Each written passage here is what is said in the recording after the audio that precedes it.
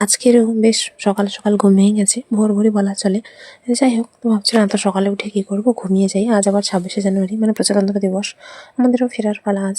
যাই হোক, যেতাম গতকালই, কিন্তু সবাই এত ধরপাকড় করে রেখেছে, তাই জন্য যেতে পারিনি। তো আমি এখানে বিছানাপত্র ঠিকঠাক গুছিয়ে দিলাম, এদিকে মাথার চুলের তো অবস্থা নেই। যাকে, তো ভোরের আলো ফুটেই আছে, কিন্তু আমি আলো অফ করে দিয়েছি বলে চারদিকটা একটু ঘুটঘুটে অন্ধকার মতো হয়ে আছে। তো ভাবছি না আর এখানে বসে থেকে লাভ নেই, বেরোই। এখানে ওয়াশিং মেশিনটার কাছে আমি হাত দিয়ে ঢং করে ছবি তুলছিলাম। যাই হোক, ব্রাশ করছি, আর এদিকে তখন বেলা অনেকটাই হয়ে গেছে, 7:30টার কাছাকাছি। বৌদি ফুল তুলছে, আর এখানে প্যান্ডেলের যেগুলো খোলা হয়নি সেগুলোই সব খোলা হচ্ছে। তো আমি দাঁড়িয়ে দাঁড়িয়ে ওসবই দেখছিলাম। বৌদির সাথে টুকটাক কথা হয়েছে। এবার রাস্তা থেকে বেরিয়ে এসে দেখি যে যেহেতু বেলা অনেকটাই হয়েছে, চারপাশটাও বেশ পরিষ্কার। কুয়াশা এখনও তেমন নেই বললেই চলে, কারণ শীতকাল প্রায় শেষের পথে। আর এই যে দেখো কত সুন্দর ছবি আঁকা। সমস্ত কাপড় সব কিছু খুলে নিয়ে চলে যাবে আজকের। আমাদেরও ফিরতে হবে, যেটা একটু আগেই বললাম। তবুও এই যে ফুল ফল কিংবা বিভিন্ন যে গাছপালা, এগুলো দেখতে আমার এত ভালো লাগে কী বলবো। তো বাইরে ধরে বসে বসে সেসব আমি দেখছিলাম। তারপর ভেতরের দিকে গেলাম। ভেতরের দিকে যেতে একজন মাসি যে চা আর বিস্কুট দিল। তো ধীরে ধীরে তো সে করে করে সবাই বাড়ি ফিরছে। আমাদের বাড়ি ফিরতে একটু বেলা হবে। যাই হোক, তো আরেক মাসি আমাদের সবাইকে মুড়ি দিল মিষ্টি আর চানাচুর দিয়ে। সেটাও ঝটপট খেয়ে নিলাম। আর আমি শুধু খালি এই থালাটা দেখছিলাম, কারণ এরকমই একটু আলাদা ধরনের স্টিলের থালা আমার নিজের আছে। তো ওষুধটাও খেয়ে নিলাম। তারপর ভাবছি বাইরে এমনি ঘোরাফেরা করে কী করবো, এমনি শুয়ে পড়েছি। আর একটু ছবিও তুলছি নিজের পায়ের ওপরের দিকে সিলিংয়ের। এবার বিষয় হচ্ছে, আজকে সকাল থেকে এমন কিছু বিষয় নিয়ে আলোচনা হচ্ছে যার কারণে আমার আর বাবার বিশেষ করে মেজাজটা খুবই খারাপ। তো আমরা একটু গেছিলাম সীমন্তের দিকে, সেখানে চাতালে বসেছিলাম। বসে বসে একটু গল্পগুজব করছিলাম। আমি পাটা দেখছিলাম, কারণ আমার পার অবস্থা সত্যি খুব খারাপ। যাকে, তো তারপর সেখান থেকে ফিরে এলাম। আর বাবা বলছে স্নানটা সেরে আমি তাড়াতাড়ি। এখানে কী সব কার বিছানাপত্র রাখা আছে, আর দেখো এক গাদা প্যাকেট সব গিফটের পড়ে আছে। যাই হোক, তো আমি নিজের ছবি তুলছি রং করে, এরকম অ্যাকোয়ারিয়ামটাও দেখছিলাম। এদিকে যে যার নিজের কাজে ব্যস্ত, আর আমাকে মাসি পিসি সবাই ডাকাডাকি করে বলছে কলা খাবি আয়। আমি বললাম ঠিক আছে যাচ্ছি। তো এই যে এই কলা দুটোই নিয়েছি, বাকি আর অন্য কোনো রকমের কলা নিইনি।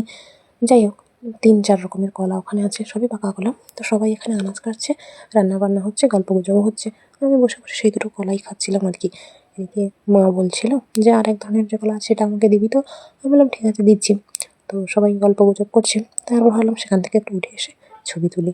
এখানে যেহেতু আয়না আছে, সত্যি বলতে আয়না দেখলে আমার ছবি তুলতে মন চায়। কী একটা অবস্থা ভেবে দেখো, আগের ফোন যখন ছিল তখন এরকমটা ছিল, এখন এরকমটাই আছে। যাই হোক, পুচকু আয়না একটা দেখছিলাম। তারপর সেখান থেকে চলে এসেছি এখানে। একটু সময় বসে থেকে তারপর আবার বাড়িতে একজন দাদু বসেছিল, তার সাথে একটু কথা বললাম। আর এখানে দেখো প্রায় এবার খুলে নিয়েছে, কিন্তু চারদিকে এত আলপিন পড়ে আছে, আমি খালি ওটাই দেখছিলাম আর ভাবছিলাম যে কারোর গাড়িতে না ঢুকলেই হয়। আর এই ফুলগুলো দেখো কী সুন্দর। আমি জানি না এগুলো জুঁই ফুল নাকি অন্য কোনো ফুল, কারণ আমি চিনি না। তো এবার এই কুকুরটা দেখি কোথা থেকে এসে ঘুরঘুর করছে। এটা রাস্তার কুকুর বা পাড়ার কুকুর হতে পারে, জানা নেই আমার। আর এদিকের প্যান্ডেলের অংশটা দেখলে না আমার সেদিনকার কথাটা মনে পড়ে যায়, আগুন ধরে যাওয়ার ব্যাপারটা। যাই হোক, ভাবছিলাম যে অ্যাকোয়ারিয়ামের সাথে একটু ছবি তুলি। এদিকে মা একটা কলা দিয়ে বললো এইটা খেয়ে নি ঝটপট। মা নিজেও খেয়েছে, বৌদিও বসে আছে। তো সেখানে সবাই কথাবার্তা বলছিল। এদিকে এখানে একজন দিদুন শুয়ে আছে, কাকু এরকম ঠ্যাং ট্যাং মেলিয়ে একদম শুয়ে আছে চিত হয়ে, সেই নিয়ে হাসাহাসি হচ্ছিল। আর ঠাকুমা ছাদ থেকে নেমে এসে আমাদের প্রসাদ দিল। প্রথমে আমাকে দিয়েছে, তারপর বাবাকে দিল, পরপর বাকি সবাইকে। তাদের বাড়িতে কেউ কেউ একটা প্রসাদ খেতে চায় না, সেই জন্য দেবে কি দেবে না এই নিয়ে অস্বস্তিতে ভুগছিল। কাকিমা তো এদিকে বাটনা বাড়ছে, আর আমি ভাবলাম যে ঘর থেকে একটু ঘুরে আসি। তারপর এখানে ধূপের একটা প্যাকেট দিল ঘরে রেখে আসার জন্য, আমি সেটা রেখে দিলাম। মনে মনে ভাবছি আজকে স্নানটা করতেই হবে। গতকাল স্নান করিনি, ভেবেছিলাম বাড়ি চলে গিয়ে স্নান করব। যাই হোক, অনেক বাড়তি কথাবার্তা বলে ফেললাম। তো নারকেল তেল মেখে ঝটপট স্নান করে নিলাম।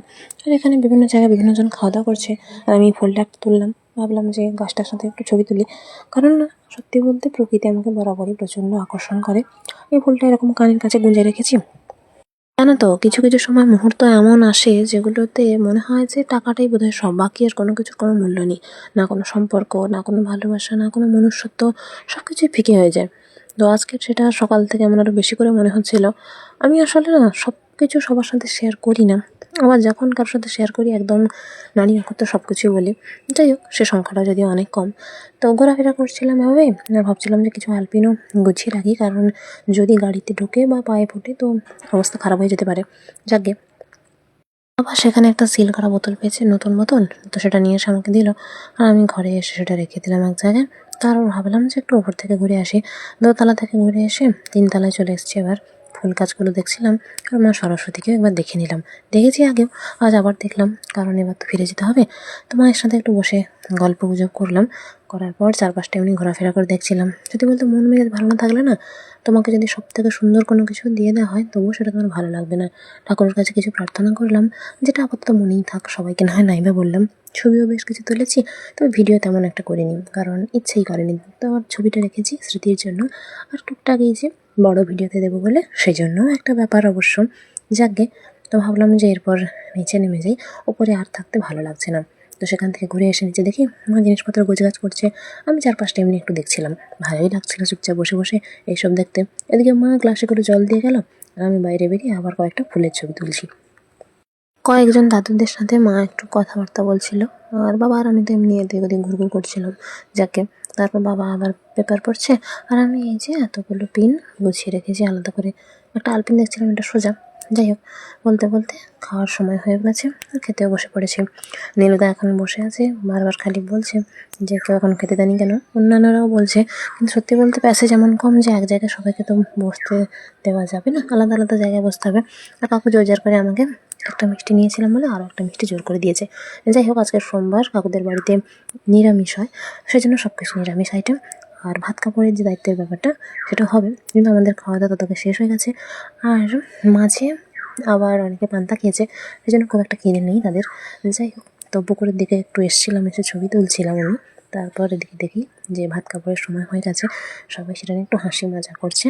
ছবিও তুলছি টুকটাক, আমিও তুলেছি, তবে হয়তো আমার ছবি খুব ভালো হাসিনি।